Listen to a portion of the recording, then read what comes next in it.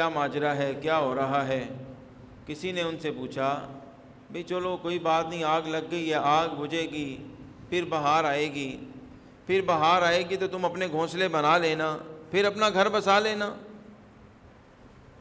تو ایک پرندے نے کہا کہ اس میں تو کوئی شک نہیں ہے کہ بہار نہیں آئے گی، بہار ضرور آئے گی، لیکن شک اس بات پہ ہے کہ کیا پتہ اس بہار تک میں نے زندہ رہنا بھی ہے کہ نہیں۔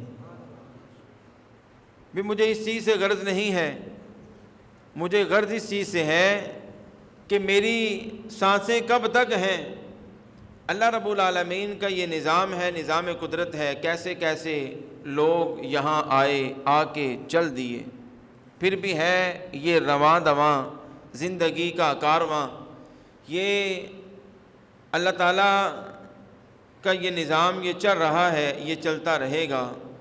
ہمیں اپنا ہے کہ کیا پتہ ہم جو اس میں رحمتیں اپنے دامن میں سمیٹ رہے ہیں، کیا ہم میں سے کوئی ہوگا کہ نہیں ہوگا۔ یہ آقا کریم صلی اللہ علیہ وآلہ وسلم پہ جو مہینہ اللہ رب العالمین نے آپ کو، آپ کی امت کے لیے عطا فرمایا،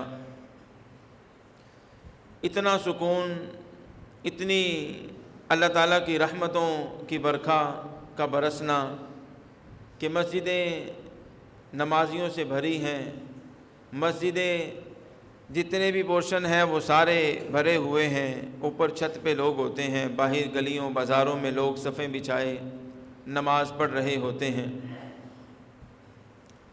رمضان المبارک ہمیں یہ پیغام بھی دیتا ہے، اس کا آخری جمعہ اور آخری دن ہمیں یہ سبق بھی دے کے جاتا ہے کہ یہ مسجد اسی خدا کی ہے جس نے رمضان المبارک کو بنایا ہے، یہ گھر اسی پروردگار کا ہے جس کے لیے تم ماہ رمضان المبارک میں اپنے کاموں کو چھوڑ کے بھاگے ہوئے نماز اور نماز جمعہ ادا کرنے کے لیے آ جایا کرتے تھے۔ یہ رمضان کے بعد بھی اللہ رب العالمین ہی کا گھر ہے، اور نماز کی فرضیت رمضان المبارک کے بعد بھی ویسے ہی ہے جیسے پہلے تھی۔ فرضیت میں کوئی کمی نہیں آئی، ثواب میں اضافہ ہوا ہے۔ رمضان المبارک میں ایک فرض پہ اللہ رب العالمین کتنے فرائض کا ثواب دیتا ہے، ایک نفل پہ فرض کے برابر ثواب دیتا ہے۔ رمضان کے بعد بھی نماز فرض ہی ہے، ہم اگر اس کو چھوڑیں گے تو ہم اتنے ہی گناہ گار ہیں جتنی نماز کی فرضیت کو چھوڑنے پہ بندے کو گناہ ملتا ہے۔ تو ہمیں رمضان المبارک کے آخری جمعۃ المبارک سے یہ سبق لینا چاہیے، اور یہ ایک بات پلے باندھ کے جانی چاہیے کہ ہماری ایک روٹین بنی ہے۔ ایک چیز ہوتی ہے روٹین بننا، اپنی عادت بنا لینا، وہ مشکل کام ہوتا ہے۔ جب روٹین بن گئی ہے، 5 نمازوں کی پابندی کرنا بحمد اللہ تعالیٰ شروع کر دیا ہے، تو تب اب مشکل کوئی کام نہیں رہا۔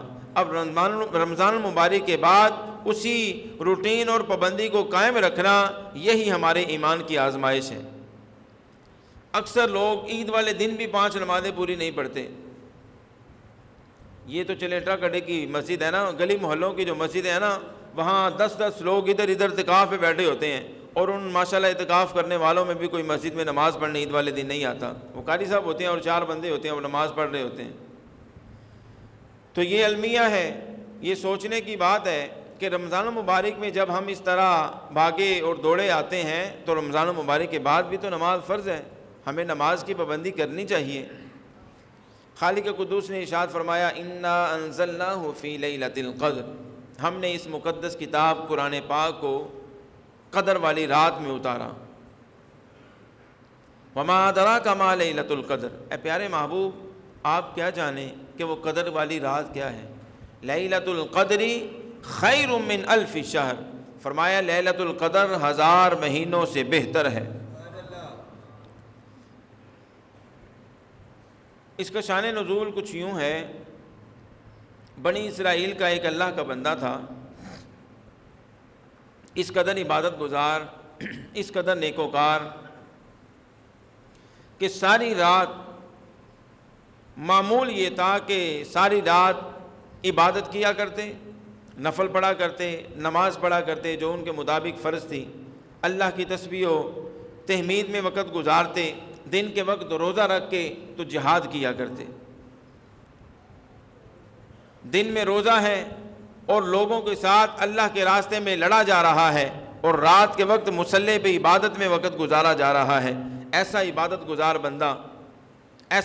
گزار بندہ کہ بنی اسرائیل کے کچھ بد نصیبوں نے آزمانے کی کوشش کی، بلکہ ان کو ختم کرنے کی کوشش کی، اور ان کی بیوی کو لالچ دیا اور کہا کہ آپ اس طرح کریں کہ ان کو رسیوں کے ساتھ جگڑ دیں تاکہ ہم ان کا کام تمام کر دیں۔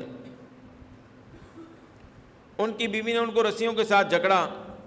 جب انہوں نے دیکھا کہ مجھے باندھا گیا ہے تو انہوں نے اپنے آپ کو جھٹکا دیا اور رسیاں ٹوٹ گئیں۔ بیوی سے کہا کہ یہ کیا کیا ہے؟ بیوی نے کہا کہ میں نے آپ کی طاقت کو آزمانے کے لیے یہ کام کیا تھا۔ خیر، آپ کو پتہ ہے کہ جو جان کے دشمن ہوتے ہیں وہ ایک کے بعد دوسری کوشش ضرور کرتے ہیں۔ انہوں نے پھر کہا کہ دوبارہ یہ کام کرو۔ دوبارہ پھر اس نے باندھا تو پھر انہوں نے جھٹکا دیا تو وہ رسیاں ٹوٹ گئیں۔ دوبارہ پھر پوچھا کیا کیا ہے؟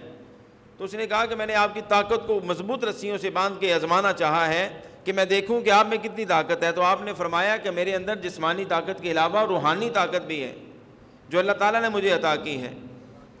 اب جب جو آخری مرحلہ تھا، تیسری دفعہ جب باندھا گیا تو اللہ تعالیٰ کی طرف سے امر ہے، وہ رسیاں نہ ٹوٹیں، اور پھر ان بد نصیبوں نے آ کے تو آپ کو اس قدر بے دردی سے شہید کیا، ناک، کان، زبان، ہر چیز کو علیحدہ علیحدہ کر کے رکھ دیا۔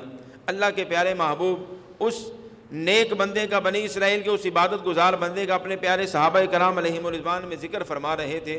فرمایا کہ اتنا عبادت گزار تھا کہ 1000 مہینے رات کو نماز، نفل عبادت اور دن کے وقت روزہ رکھ کے اللہ کے راستے میں جہاد کرنے والا تھا۔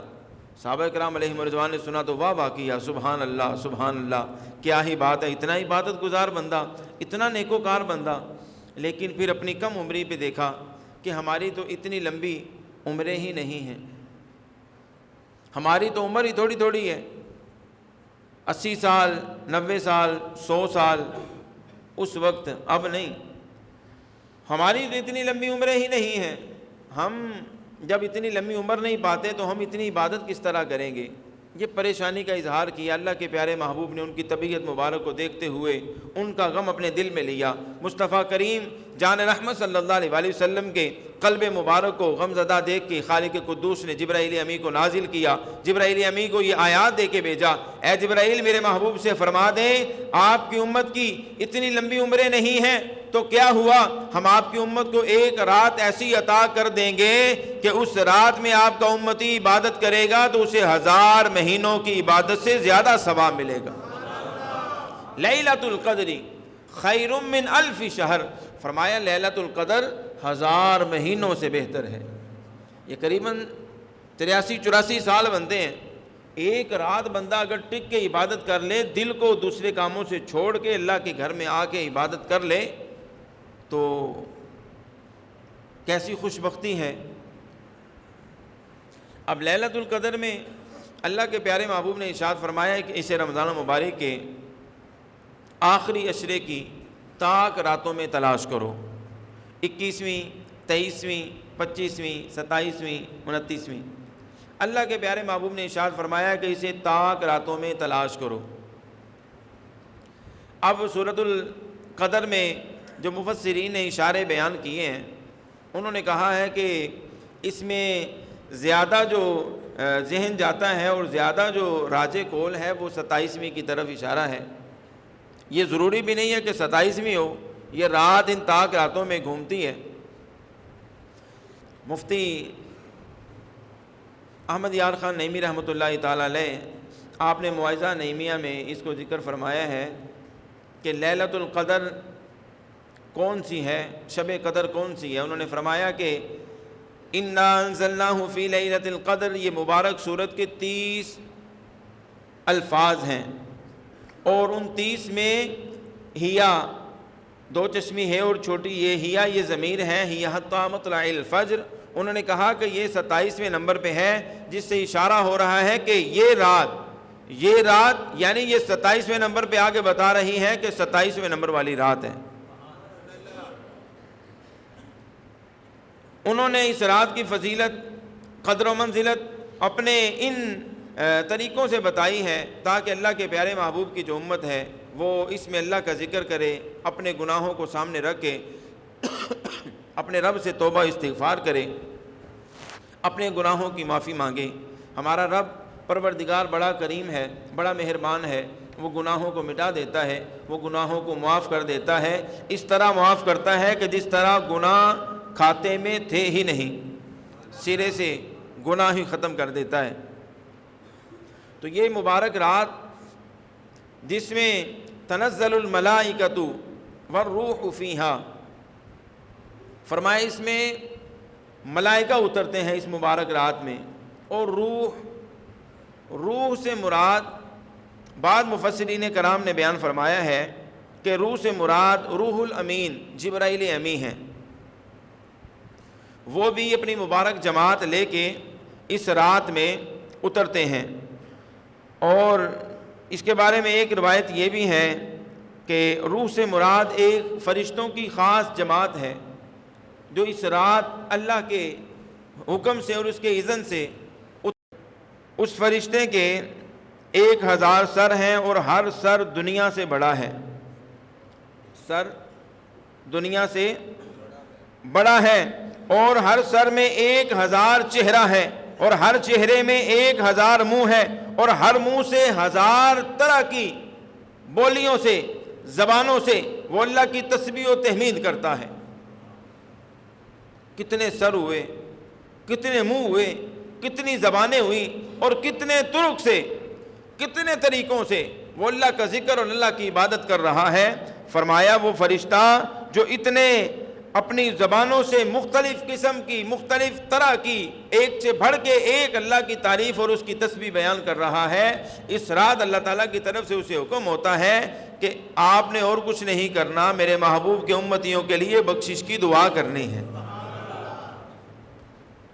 مانگ لو مانگ لو چشم تر مانگ لو، درد دل اور حسن نظر مانگ لو، کملی والے کی نگری میں گھر مانگ لو، مانگنے کا مزہ آج کی رات ہے، ہم تو مائل بکرم ہیں کوئی سائل ہی نہیں، راہ دکھلائیں کسے راہ روے منزل ہی نہیں، ہم کسے بخشیں، کس پہ فضل فرمائیں، کون مانگ رہا ہے؟ اس کی رحمت پکار پکار کے کہہ رہی ہے کہ مانگ لو، گناہوں کی معافی مانگو، رزق میں وسعت مانگو، کاروباری بندش سے دوری مانگو، میرے گھر میں آ کے میری بارگاہ میں جھک کے اولاد مانگو، اولاد کی نیک تربیت کی دعائیں کرو، مجھ سے مانگو کیا مانگنا چاہتے ہو۔ بڑی کوشش کریں گے تو نماز پڑھ لیں گے، نماز پڑھیں گے تو اس طرح اٹھتے ہوئے منہ پہ ہاتھ پھیریں گے، چلو جی کام ہو گیا۔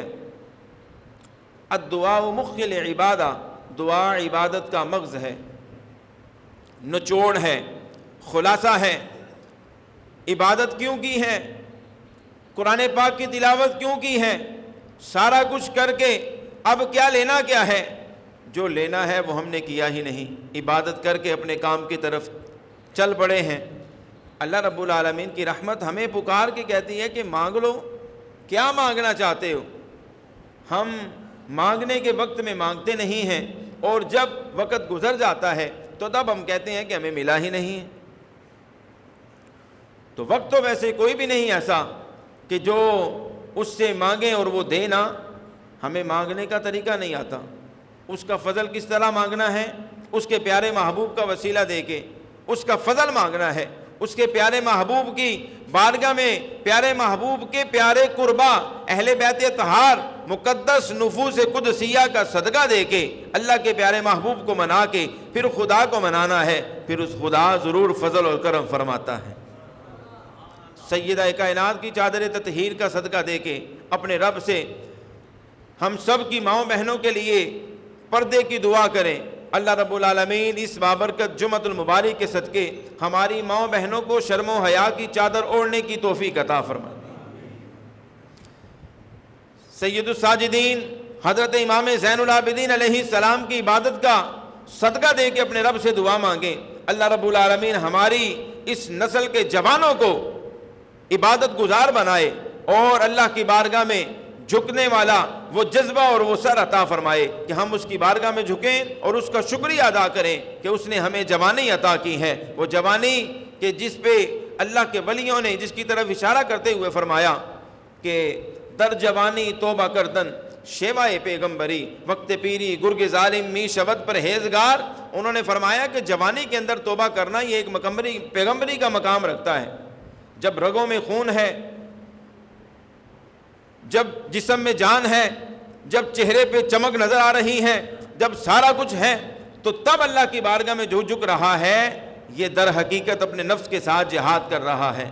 جب خواہشات مر گئیں، جب بوڑھا ہو گیا، داڑھی سفید ہو گئی، چہرے پہ جھریاں پڑ گئیں، ابرو آنکھوں کی طرف آ رہے ہیں، اب کمر سیدھی نہیں ہو رہی، اب بابا جی وہ لاٹھی ٹیکتے ہوئے نماز کی طرف آ رہے ہیں، تو بڑھاپے میں جا کے بیڑیا بھی جناب والا وہ سارا کچھ کر دیتا ہے اور وہ کہتا ہے کہ میں بہت پرہیزگار متقی ہوں.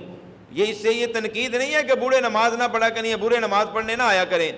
بات سمجھانی یہ ہے کہ جوانی میں اپنی روٹین ہمیں ایسی بنانی چاہیے کہ ہم اللہ رب العالمین کی بارگاہ میں حاضر ہوں، اس کی بارگاہ میں حاضر ہو کے نماز ادا کریں، اپنے دل کو گناہوں سے پاک رکھنے کے لیے اس کی بارگاہ میں دعا کریں تاکہ ہمیں اس کا فضل ملے، تاکہ ہمیں اس کا کرم ہمارے اوپر نازل ہو اور وہ فضل و کرم فرماتا ہوا ہمارے گناہوں سے درگزر فرمائے اور ہمیں اپنے نیک بندوں کی صف میں شامل فرمائے.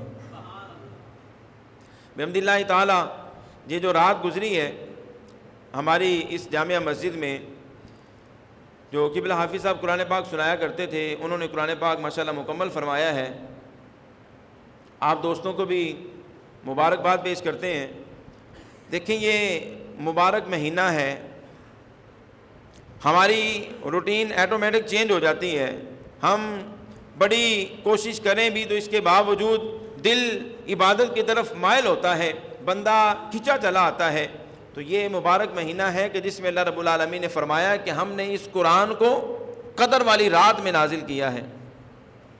قرآن پاک وہ کتاب ہے جو آسمانی کتابوں کی سردار کتاب ہے.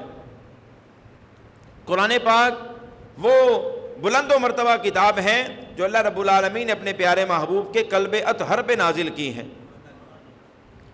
اور قرآن پاک کا یہ معجزہ ہے کہ خالق قدوس نے اس مقدس کتاب کو نازل کیا اور اس کے ساتھ ہی ان مکے کے لوگوں کے دل کے اندر شک و شبہات جو آ رہے تھے، ان شکوک و شبہات کو دور فرمانے کے لیے کہ وہ کہتے تھے کہ یہ اللہ کا کلام نہیں ہے، یہ معاذ اللہ محمد صلی اللہ علیہ وسلم شاعر ہیں اور انہوں نے اپنا کلام بنایا ہوا ہے، اور معاذ اللہ بعد آپ کو مجنون کہتے. اس طرح کی گھٹیا اور بے دنگی سی وہ باتیں کیا کرتے. اللہ رب العالمین نے فرمایا پیارے محبوب آپ ان کو فرما دیں کہ اگر تمہیں وَإِن كُنتُمْ فِي رَيْبٍ مِّمَّا نَزَّلْنَا عَلَىٰ عَبْدِنَا فَأْتُوا بِسُورَةٍ مِّن مِّثْلِهِ. فرمایا آپ ان کو فرما دیں کہ اگر تم اس میں شک کرتے ہو نا جو ہم نے اپنے بندہ خاص میں نازل کیا ہے قرآن پاک کہ یہ اللہ کا کلام نہیں ہے، تو پھر میرے محبوب میری طرف سے آپ ان کو فرما دیں وَادْعُوا فَإِن لَّمْ تَفْعَلُوا وَلَن تَفْعَلُوا. اللہ رب العالمین نے فرمایا کہ آپ ان کو فرمائیں کہ آپ اس جیسی کوئی صورت لے آئیں، فَأْتُوا بِسُورَةٍ مِّن مِّثْلِهِ، اس جیسی کوئی صورت لے آئیں. وَادْعُوا شُهَدَاءَكُم مِّن دُونِ اللَّهِ، اللہ کے سوا جو اپنے حمایتی مددگار بلوانے ہیں نا ان کو بھی بلا لاؤ. اور یہ نہیں فرمایا کہ یہ دیکھتے ہیں نا لے کے آتے ہیں کہ نہیں لے کے آتے، ساتھ یہ بھی فرما دیا کہ تم اس طرح نہیں کر سکتے، تم اس کا نعم البدل لا ہی نہیں سکتے، اس لیے کہ یہ کوئی شاعرانہ کلام نہیں ہے. عرب میں مشاعرے ہوا کرتے تھے، عربی لوگ بڑے فصیح و بلیغ، اپنے برابر وہ کسی کو نہ سمجھتے. آپ کو یہ بھی شاید پتا ہو کہ عربی اپنے علاوہ دوسروں کو اجمی کہتے ہیں. اجمی کا مطلب ہے گونگے، یعنی وہ ان کی زبان نہیں جانتے تو ان کی زبان کے مطابق یہ عربی نہیں جانتے لہذا یہ گونگے ہیں. ہماری چاہے کتنی بھی اچھی زبان ہو، پنجابی ہو، پشتو ہو، جناب والا وہ دوسرے ممالک میں رہنے والے لوگ اپنی اپنی زبان، تو وہ دوسروں کو اجمی کہتے ہیں. تو عرب کے وہ لوگ فصحائے عرب جو اتنے فصیح و بلیغ کلام، ایک مشاعرہ ہوا کرتا کہ جس میں لوگ اپنے اپنے قصیدے لکھ کے لایا کرتے اور وہ قصیدے کمپٹیشن ہوتا، جس کا قصیدہ سب سے اچھا ہوتا اور بڑا فصیح و بلیغ ہوتا اس کے قصیدے کو کعبے کی دیوار کے ساتھ لٹکا دیا جاتا. اب وہ لٹکا رہتا پورا سال، اگلا سال جب آتا پھر ویسے مقابلہ ہوتا، لوگ اپنے اپنے وہ اشعار لے کے آتے، تو جس کا شعر اس سے زیادہ اچھا ہوتا پہلے کا اتار کے دوسرے کا لٹکا دیا جاتا۔ 7 وہ قصیدے تھے، 7 معلقات تھے، وہ جو لٹکے ہوئے تھے کعبے کے ساتھ، ان کے برابر کا کوئی مائی کا لا ہی نہیں سکا، کتنے سال گزر گئے ان کے برابر کا کوئی لا ہی نہیں سکا، اتنے وہ فصیح و بلیغ شعراء تھے عرب کے۔ تو ایک دفعہ اللہ کے پیارے محبوب کے پیارے صحابی حضور کی بارگاہ میں حاضر ہوئے، یا رسول اللہ صلی اللہ علیہ وسلم وہاں ایک مقابلہ ہے، تو آپ مجھے بھی کچھ ارشاد فرمائیں، میں بھی کچھ وہاں پہ لے جاؤں۔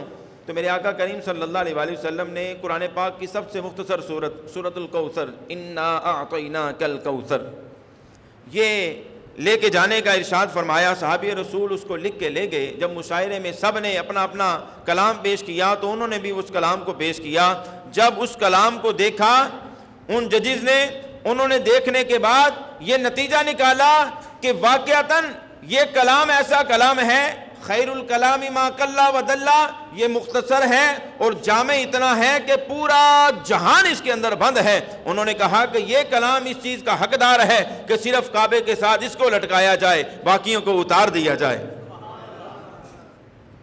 تیرے آگے یوں ہیں دبے رچے فصحاء عرب کے بڑے بڑے، کوئی جان منہ میں زبان ہی نہیں بلکہ جسم میں جان ہی۔ میرے آقا کریم صلی اللہ علیہ وسلم نے ان مکے کے لوگوں کو چیلنج کیا جن کو اپنی زبان پہ بڑا مان تھا، بڑا فخر تھا، اور وہ اپنے مقابل کسی کو سمجھا نہیں کرتے تھے۔ اللہ کے پیارے محبوب نے ان کے سامنے جب قرآن پاک کی آیات کو پڑھ کے سنایا، ابو جہل جو اللہ کے پیارے محبوب کا سب سے بڑا دشمن تھا، جناب والا اللہ کے پیارے محبوب جب حرم کعبہ میں قرآن پڑھ رہے ہوتے نا، ابو جہل بھی چھپ چھپ کے سنا کرتا۔ کسی نے کہا ابو جہل سمجھ نہیں آ رہی تمہاری، کلمہ بھی نہیں پڑھتے، دشمنی بھی پوری لیتے ہو اور چھپ چھپ کے قرآن بھی پڑھتے ہو۔ تو ابو جہل نے کہا وہ برادری کا معاملہ ہے، ہماری برادری کی ناک کٹ جائے گی ورنہ یہ محمد کرام بڑا سونا پڑتا ہے۔ میں تیریاں تک کے ادامہ مرید ہو گئی، لیکن برادری چونکہ گردن میں جب سریا ہوتا ہے تو بندہ سارا کچھ چھوڑ دیتا ہے، اسے پتہ بھی ہوتا ہے کہ میں غلط ہوں، غلط ہونے کے باوجود بھی اپنے آپ کو غلط نہیں کہتا۔ یہ بڑی بد نصیبی ہوتی ہے۔ حق کو حق مان لینا چاہیے، سچ کو سچ جان لینا چاہیے، جو ٹھیک ہے وہ ٹھیک ہے، چاہے میں ہوں چاہے کوئی ہے۔ لیکن ہم سچائی پسند نہیں ہے، ہم اس چیز کو پسند نہیں کرتے کوئی ہمارے سامنے آگے ٹکے۔ ہم کہتے ہیں کہ نہیں، جو میں نے کہہ دیا بس میں نے کہہ دیا، چونکہ میں بڑا ہوں۔ بڑی اللہ کی ذات ہے، عاجزی اس کو پسند ہے۔ جو اس کے سامنے جھک جاتا ہے اللہ تعالیٰ اس کو عزت عطا فرما دیتا ہے۔ اللہ کے پیارے محبوب مصطفیٰ کریم جان رحمت، خدا کی خدائی کے بادشاہ، نور خدا ہیں۔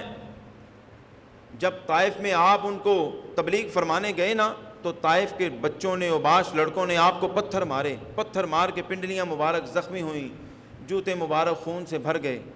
اتنی بڑی ہستی، نبیوں کے امام، پاؤں جوتے اللہ کے پیارے محبوب کے خون سے بھر گئے۔ فرشتے آ کے کہتے ہیں حضور حکم دیں تو پانی بہا دیں، سارے قوم نوح کی طرح ڈوب جائیں۔ فرمایا نہیں، آل سمود کی طرح، قوم لوط کی طرح ان کو ہم الٹا کے رکھ دیں، نیست و نابود کر دیں۔ نہیں، 2 پہاڑوں کے درمیان پیس کے رکھ دیں۔ نہیں، مجھے اس لیے نہیں بھیجا گیا، اللہ نے مجھے رحمت بنا کے بھیجا ہے۔ یہ نہ صحیح، ان کی بعد میں آنے والی نسلیں کلمہ پڑھ لیں گی، مسلمان ہو جائیں گی۔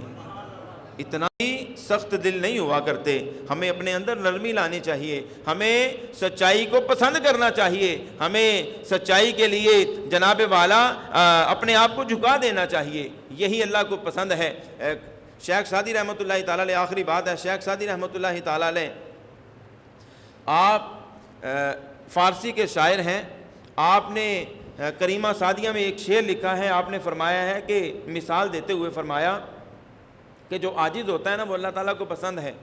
کہتے ہیں کہ درختوں سے مثال دیتے ہوئے کہتے ہیں کہ جو درخت تناور ہوتے ہیں نا، بڑے بڑے وہ چیل کے درخت، سفیدے کے درخت، وہ اونچے اونچے چلے جاتے ہیں، پہاڑی علاقوں میں جائیں تو پہاڑی جناب والا اس کے ساتھ ساتھ درخت بھی جا رہا ہے۔ کہتے ہیں اتنے بڑے بڑے درخت ہیں نا، تو ان کی اس طرح اوپر کی طرف جانے کی وجہ سے اللہ تعالیٰ ان پہ پھل نہیں لگاتا، اور جو انار ہے اور جناب والا مالٹا ہے اور موسمی ہے اور اس طرح کے جو ہیں نا، ان کی ٹہنیاں جھکی ہوتی ہیں، وہ عاجزی پسند ہیں، اس لیے اللہ تعالیٰ انہیں پھلوں سے مالا مال کر دیتا ہے۔ یہ مثال دی ہے وہ اس کی قدرت کے نشان ہے، لیکن اللہ والے اس طرح کی مثالیں دے کے اپنے بھائیوں کو، اپنی بہنوں کو، اپنے مسلمانوں کو سمجھاتے ہیں تاکہ بات سمجھ آ جائے۔ بھئی جب ہم اللہ کی بارگاہ میں اپنا سر جھکائیں گے تو ہمارے بگڑے ہوئے کام سنور جائیں گے۔ اللہ رب العالمین یہ مبارک مہینہ جس کا آج آخری جمعہ ہے اور چند دن بعد یہ مہینہ ہم سے رخصت ہو جائے گا، یا رب ذوالجلال یہ مہینہ ہم سے ناراض نہ جائے، یہ مہینہ ہم سے خوش جائے، تاکہ قیامت کے دن یہ ہماری شفاعت کرے۔ یا رب ذوالجلال رمضان المبارک میں جیسے بھی روزے رکھے گئے، جیسی بھی نمازیں ادا کی گئیں، اپنی پاک بارگاہ میں قبول و منظور فرمانا اور اس مبارک مہینے کو ہمارے لیے ذریعہ نجات بنانا۔ آمین ثم آمین، وآخر دعوایا ان الحمد للہ رب العالمین۔